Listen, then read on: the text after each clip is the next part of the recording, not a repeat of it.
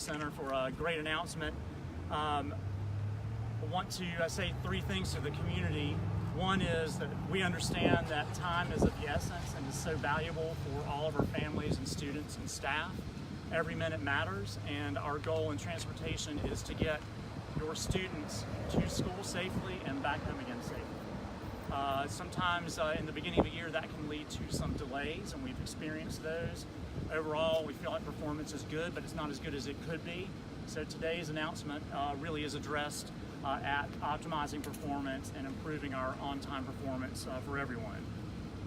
It's important that students are on time to school and of course back home, because we know that time in class is a significant indicator for academic achievement. So while transportation is not ordinarily thought of as being part of the classroom experience, in our view and in the view of the new strategic plan, what matters most, all departments and every school will have something to do with student achievement.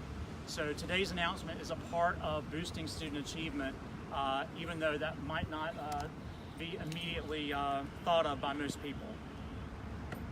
We're about strengthening teachers and students and content in the classroom as one part of our strategy moving forward. We're about managing our performance as a district in every department as a second strategy for moving forward. And today's announcement is an example and an action that is directly related to that strategy and what matters most. I don't think it's a secret that unemployment right now is historically low.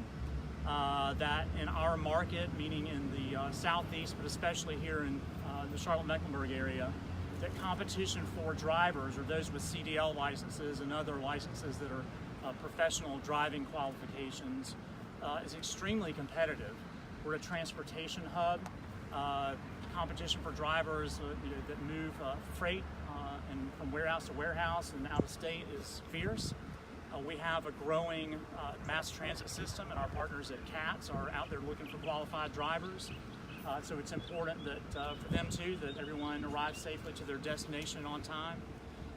And at the same time, our wages at the district and what we can offer have not been competitive with those that are also seeking that same talent base. So you'll hear in just a minute more about what the impact of those factors has been, but it does impact our on-time performance, meaning that it impacts your students' arrival in class and back home again. Today's announcement is a part of a process. We are continually engaged in improving our performance, so there will be more to come. But for right now, I'm going to turn it over to my good friend and colleague and director of CMS Transportation, Adam Johnson, who's arriving in a bit of a theatrical style here today. One of our buses. He's joined by some special guests, lead drivers and managers in the department, who are going to share a little bit more detail about today's announcement. They'll be available to you for questions, as will I, right after we get done with our formal comments. I would make a joke about "Here Comes the Bus." Y'all know that's the title of the app. Here is the bus. Good morning. I'll turn it over to Adam Johnson, our Director of Transportation. Thanks, sir. Good morning. Thank you all for giving us the opportunity to speak with you guys this morning, just to give you an update on where we are currently and where we hope to go. Currently, we do have 67 vacancies in the district, and to kind of give you a snapshot of really what this means for us, and since August the 1st of this year, we've hired 105 drivers since August the 1st, but in that same period of time, we've lost 94 drivers, and in this case, it's actually been to more high-paying jobs in the area. So you can see what that really means for us is a net of about 11 drivers over that period of time, and it's put us in a real challenging situation. In most instances, if we start out with more than 67 drivers short on a daily basis, we may have 20 or 30 absences district-wide. That leaves us in a position to try to cover at least 100 buses with the available drivers that we have. So effective October the 1st, and thank you so much to our finance department and our compensation department that has worked so hard with us to get this in place. We are now very excited to announce that we're raising our starting pay from $12.87 an hour to $15 an hour.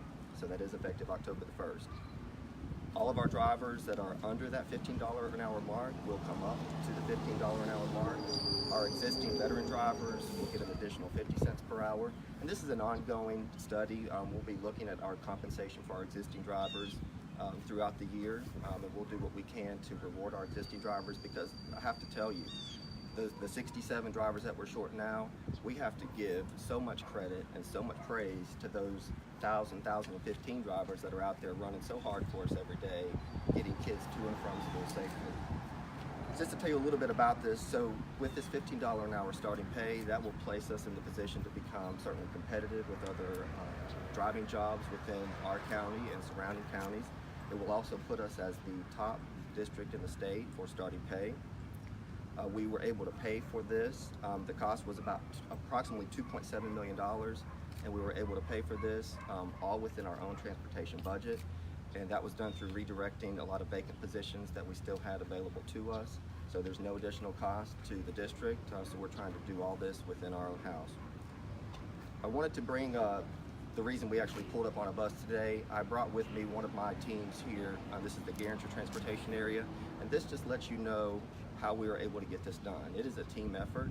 We have 14 of these districts across CMS, and these folks are the ones that are out there doing it every day, including me, driving buses, making sure we can get kids to and from school safely. We certainly understand the frustration level with parents and school administrators, families that are certainly wondering where the bus might be running late. So we want to say to them, we certainly appreciate you being willing to work with us, but please know we have a plan in place now. We are so excited that this will be something that we can move forward with and get new drivers on board with us and keep our existing drivers. So with this, I want to introduce to you Ms. Wendy Parker. She's the transportation manager for the Garinger area, and she can share a little bit about what they do on a daily basis. So you have a snapshot or an idea of what they're doing to get this done for our kids. Ms. Parker. Good morning. Thank you all for coming out this morning.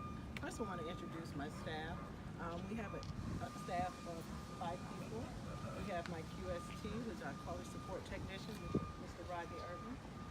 We have our 3 lead drivers.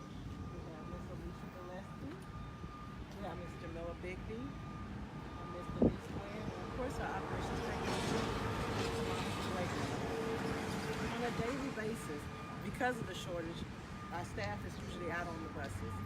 We have 3 lead drivers who do have daily tasks in the office, but when they're short drivers, they do have to get out on those buses and drive. And then we have Mr. Rodney Irvin, who's our quality support technician, who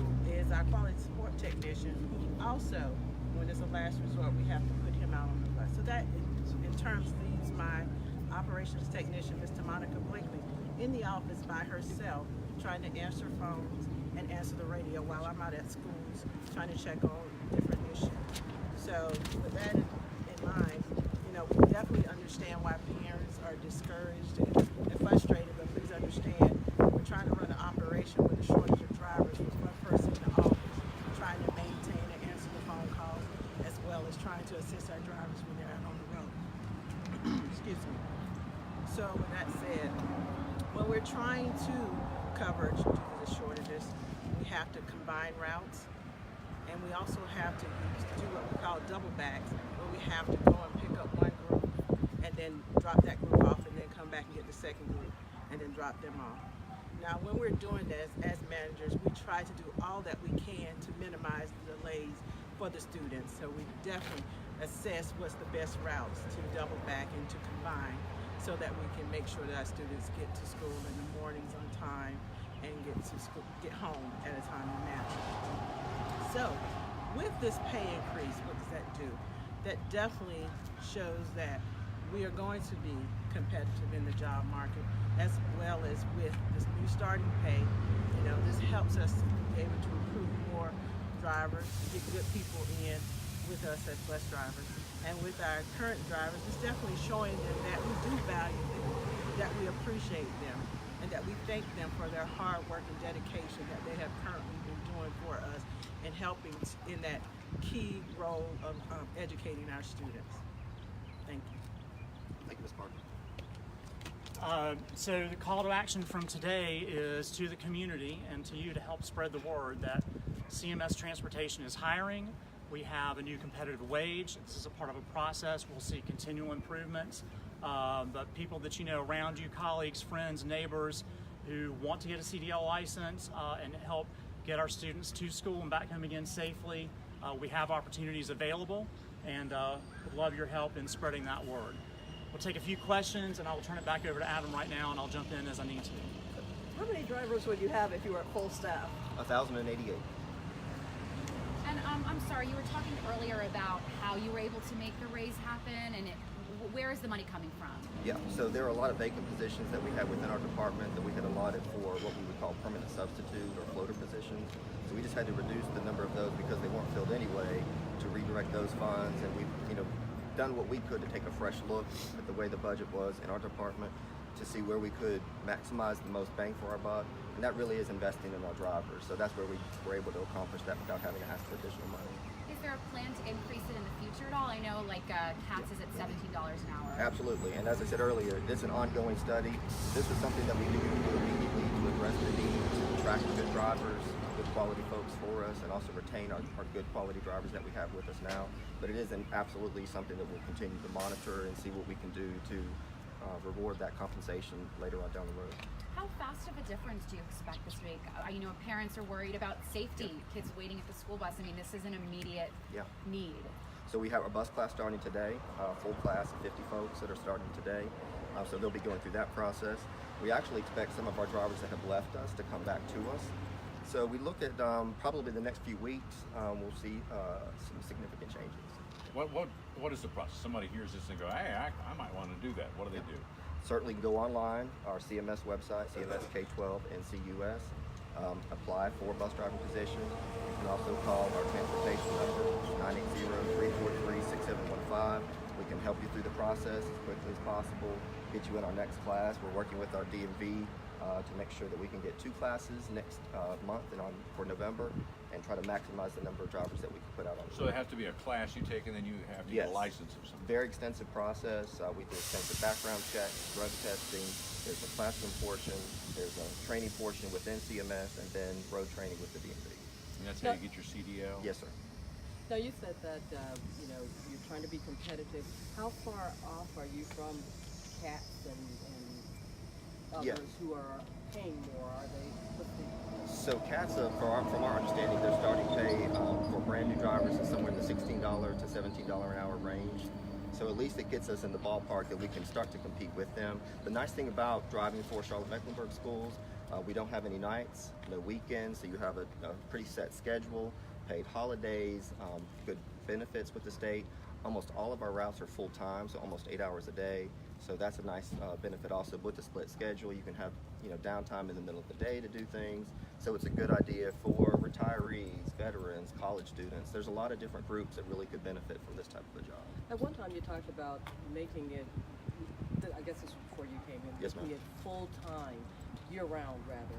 Is that something still being considered to keep more who might want to work year-round as opposed to, what is it, 9 to 10 months? Yeah, so there are opportunities for drivers to work summer school.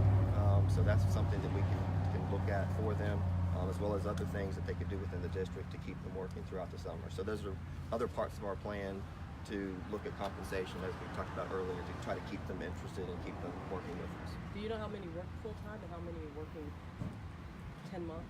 Okay, all of our drivers are full-time. So every Meaning driver 12 that we months have. a year? None of our drivers are 12 months, no ma'am. And that's throughout the state, so that's not specific to CMS. All the drivers within the state of North Carolina are in that same position. How about mechanics? How many vacancies do you have there? Right now we only have 1 vacancy for technicians. That was another area that was addressed last year. We're really happy to report that the program's running very well. Our buses are being maintained properly according to state standards. So we're really excited that that's actually working really well to reward our technicians that are doing a great job for us. How was it addressed last year? It was addressed last year? Yes, ma'am. Compensation for the technicians to fill a lot of the vacancies that we had last school year. That was addressed prior to me coming on board, but it really has made a difference because we are only right now have 1 vacancy open, and we hope to fill that later this week. How widespread is it the problem of kids getting to school late? You know, we hear from individual families, Yep. but I think you said something about 100 buses or something like that. Yeah. How many students? So what actually that means to us, if you look at 67 vacancies on a daily basis, and we may have 25, 35 absences on a morning or an afternoon shift within our district. So that looks like us trying to cover at least 100 buses on a daily basis. So with our lead drivers and folks that we have, as well as me, so we can only probably cover about 50 to 60 of those with a full person driving. So as Ms. Parker explained, we have to split the routes up in different ways. Buses may have to double back. So our on-time percentage, even with the shortage, in the morning we're somewhere in the 92% range for being on time. In the afternoon we're in the low to middle 80s for an on-time arrival.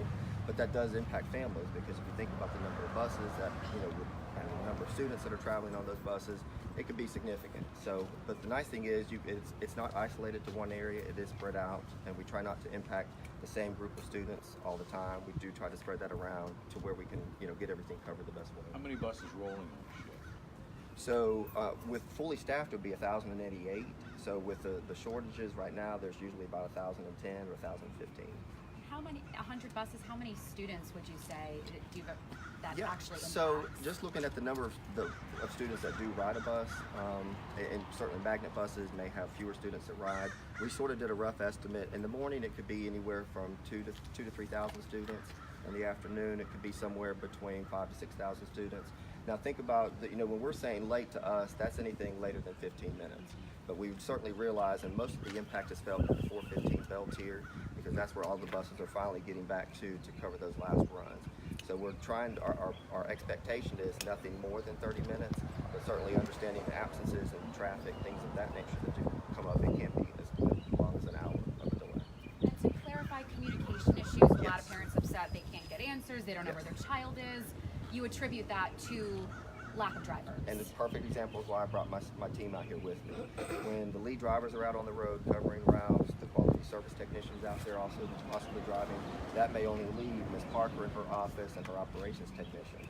Ms. Parker has to go out and respond to an incident or be out at a school to handle the situation. That may only leave one staff person in the office to try to field phone calls. For everyone?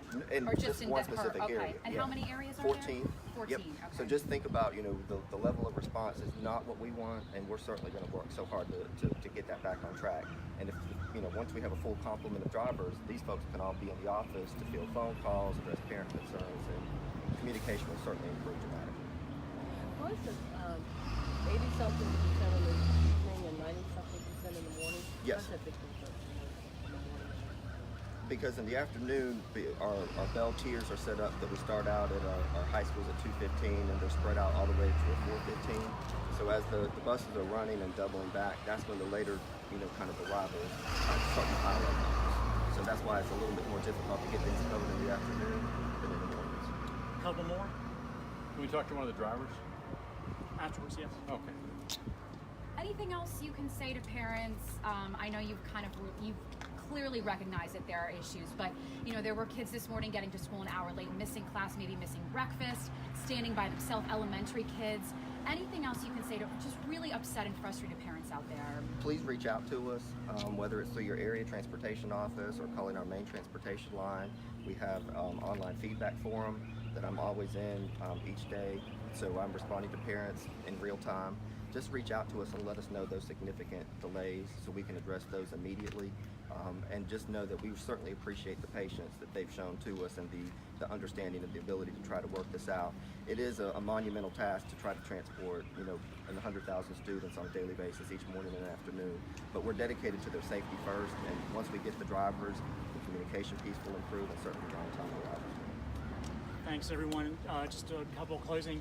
I'd be remiss if I didn't ask everyone in the community to remain aware of school buses that are out there in the morning and the afternoons.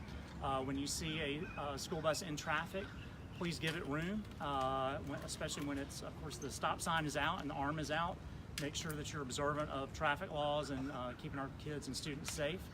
Also, if you have access to social media, we'll be working on a communication strategy for parents and families to report late arrivals and find out where buses are through that platform. That should be rolling out in the next week or so.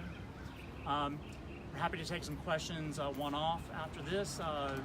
Also, if you'd like to get some B-roll inside a bus, we've got one available to do that. And otherwise, thanks for coming out, and please help us spread the word. Thank you.